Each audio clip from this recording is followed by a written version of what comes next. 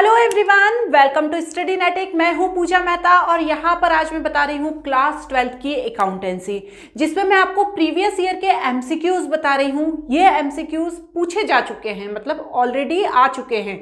आपको सिर्फ इनको देखकर समझना है कि आगे जब आप एग्जाम देंगे तो आपको इस तरह के एमसीक्यूज पूछे जाएंगे, तो अब आपको इनकी प्रैक्टिस करना है। तो अभी तक मैं टोटल 50 एमसीक्यू बता चुकी हूँ। यदि नहीं देखे हैं मेरी प्लेलिस्ट में चले जाना और वहां पर देख लेना। आज यहाँ पर 5 एमसीक्यू बताऊंगी, बहुत ही छोटा सा वीडियो बनाऊंगी, आपका ज्यादा समय नहीं लूंगी। तो स्टार्ट करते हैं एमसीक्यू नंबर 51 से। यदि वीडियोस अच्छे लग रहे हैं तो प्लीज प्लीज प्लीज चैनल को सब्सक्राइब करना बिल्कुल भी मत भूलना। तो चलो देखते हैं MCQ number 51। Person who have entered into partnership with one another are individually called as। देखो थोड़ा सा गला खराब है इसलिए थोड़ा सा रुक रुक के बोलूंगी। ये बोल रहे हैं कि वह पर्सन जो इंडिविजुअली किसी भी पार्टनरशिप फर्म में एंटर करते हैं उन्हें क्या कहा जाता है। क्या उन्हें पार्टनर्स कहा जाता है, क्या उन्हें मेंबर्स कहा जाता है, फर्म कहा जाता है या ओनर्स कहा जाता है तो बहुत छोटी सी बात। लेकिन क्या होता है ना, जब इस तरीके से आपको 4 ऑप्शन दे दिए जाते हैं तो आप कंफ्यूज हो जाते हैं, क्योंकि वो ओनर तो बन ही जाते हैं जब पार्टनरशिप फर्म में आते हैं, मेंबर्स भी बन जाते हैं, फर्म में इंक्लूड हो जाते हैं तो फर्म भी उनकी हो जाती है। लेकिन यहाँ पर जो करेक्ट ऑप्शन आने वाला है बच्चों वो होता है पार्टनर्स। क्यों? क्योंकि जब वो किसी पार्टनरशिप फर्म में एंट्री ले रहे हैं तो बाकी पार्टनर्स के साथ साथ उन्हें भी क्या कहा जाता है, उन्हें भी कहा जाता है पार्टनर्स। तो इसका करेक्ट ऑप्शन है ए। ठीक है, अब सेकंड मतलब 52 देखते हैं। Madhu and Radha were partner in a partnership firm sharing profit and loss in the ratio is 3:2.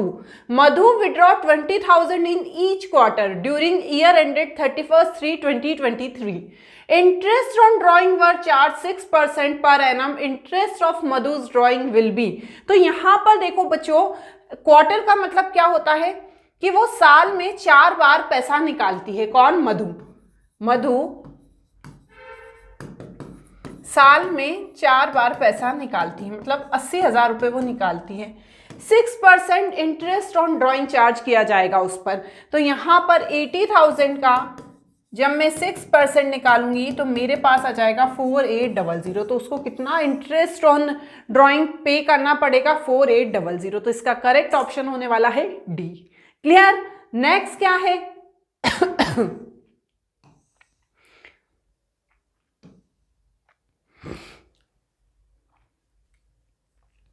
PQR were partner in a firm on 31st March 2022. R died. R share were taken by P and new what is the P's new share of the firm। मतलब यहाँ पर P का नया share बताना है। तो देखो बच्चों, यहाँ पर कुछ भी रेशो दिया नहीं है। जब किसी तरह का कोई रेशो नहीं दिया होता तो Q/R का 1:1:1, मतलब हम समझेंगे तीनों इक्वली आपस में डिस्ट्रीब्यूट करते होंगे। मतलब क्या हुआ? 1/3 1/3 एंड 1/3। अब R डाइड हो गया, R डाई हो गया, ये इसकी डेथ हो गई, तो इसका शेयर कौन ले रहा है? P ले रहा है 1/3।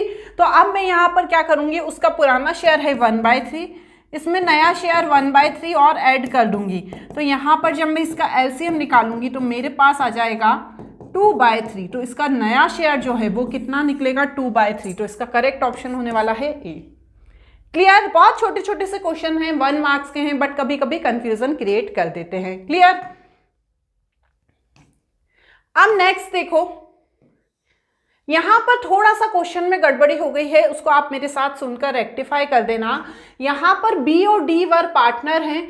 यहां पर प्रोविजन है जो पार्टनरशिप डीड का वो दिया हुआ है, उसके अकॉर्डिंग जो कौन है? बी है।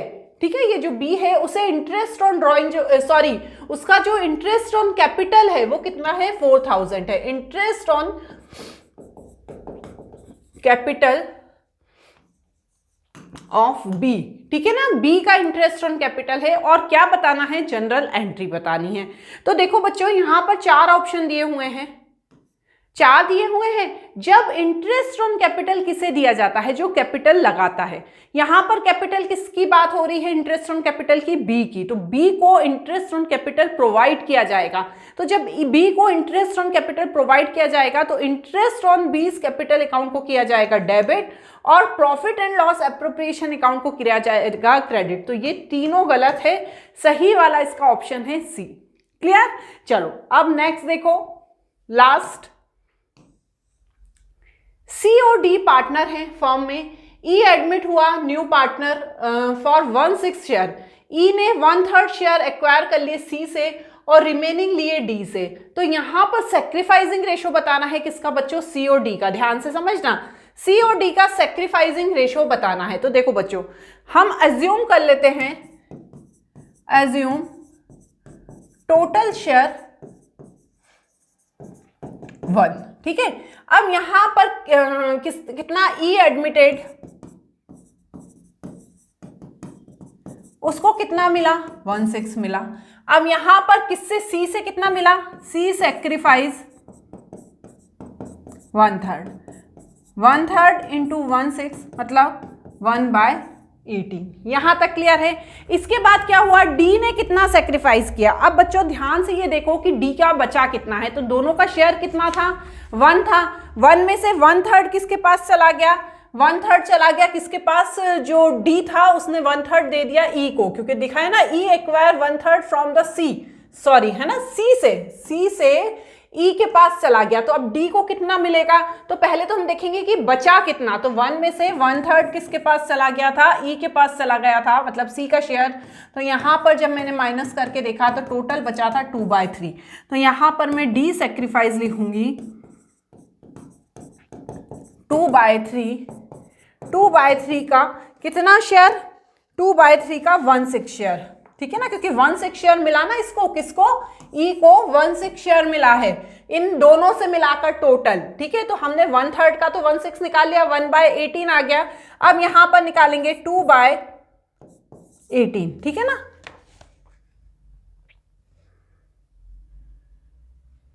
मीन्स 1/9। समझ में आ गया। अब इनका रेशो क्या बन गया, इनका रेशो बन गया सेक्रीफाइसिंग रेशो 1:18। ठीक है ना, इसको हम ऐसे भी कर सकते हैं, इसको काट दो, डायरेक्टली भी लिख सकते हैं 1/18, 2/18 मतलब 1/2।